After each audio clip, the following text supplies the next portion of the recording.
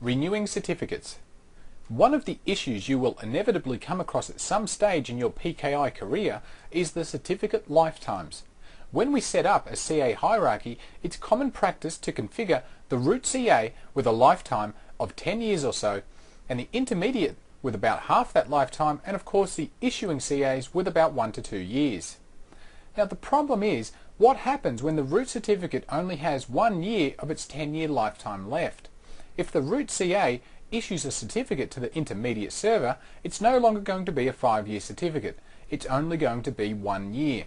Now the reason for this is that the maximum lifetime of the certificate can only be the same or less than the minimum amount of a time that's available in the hierarchy from this point up. So this means that if a CA needs to get a certificate, then you work your way up the CA hierarchy, and whatever the least amount of time a CA has left on its certificate is the most that this CA will be able to renew its certificate for. So in this example, if an issuing CA wants to request a certificate, we can see that the intermediate CA has a 1-year certificate and the root has a 2-year certificate. This means that the maximum amount of time the issuing CA can get a certificate for is 1 year. One of the things you'll need to take into consideration when renewing certificates is any child CAs renewing their certificate, a parent certificate will affect them. So if we consider that our root CA only has 2 years before it expires, and then we renew it back to 10 years, then its child CA, the intermediate CA, will not automatically go back to 5 years like it was before. Likewise, any issuing CAs will still only be able to use or renew their certificates for a maximum of 1 year.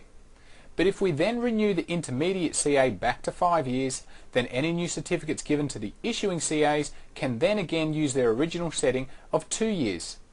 These certificates will not automatically update, so if we only have 1 year left at the issuing CA and we've updated the root and the intermediate CAs, then the issuing CA will still only have 1 year left.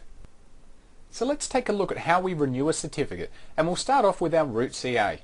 So on the root, right click and we'll select all tasks and then renew CA certificate. Now this will temporarily stop our certificate services on the root CA, so we'll say yes to continue.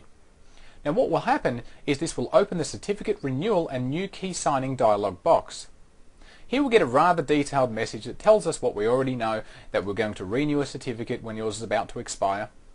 It also tells us that we should sign some new keys when ours have been compromised, or we have a program that requires a new key or certificate, or we want to move to a new certificate revocation list because ours has become too big. So as long as our key length is greater than 1024 bits, which ours is 4096 bits, then selecting yes will generate a new public and private key pair using our existing settings. So it's good security practice to leave this setting at yes, because if you're really renewing a 10-year certificate, then it's certainly wise to generate a new set of keys, just in case someone has a spare supercomputer in the corner working overtime trying to compromise your security. So we'll leave these defaults and then we'll click on OK.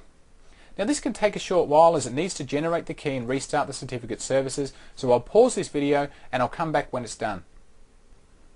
Okay, so our services have been restarted and I have a new certificate, so what we'll do is we'll right click on our CA root and we'll select properties, and here we can see we have a certificate 1. Now let's go and do the same thing on our intermediate CA. So here we are, we'll right click on our intermediate CA and we'll select all tasks, renew CA certificate. Again, this will stop our certificate services, we will say yes. Now again we see the same message we saw before, so we won't go through it again, we'll just leave the default at yes and we'll click OK.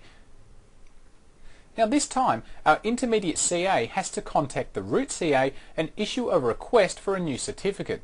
So we need to make sure that the root CA is online. Now if our root CA is not online, we could simply press cancel and we could save this request to a file, then take this request over to our root CA and import it the same way we did when we first installed our issuing CA. But our CA root, it is available on the network, so we'll just click OK. Now we can see here we get a message that it is in the pending state, so what we'll do is we'll click OK, we'll see the services are going to restart again.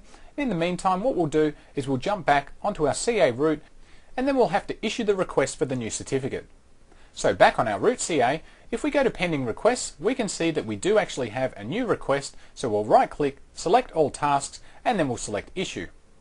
If we go back to our issued certificates, we can now see that the certificate is listed in the issue list.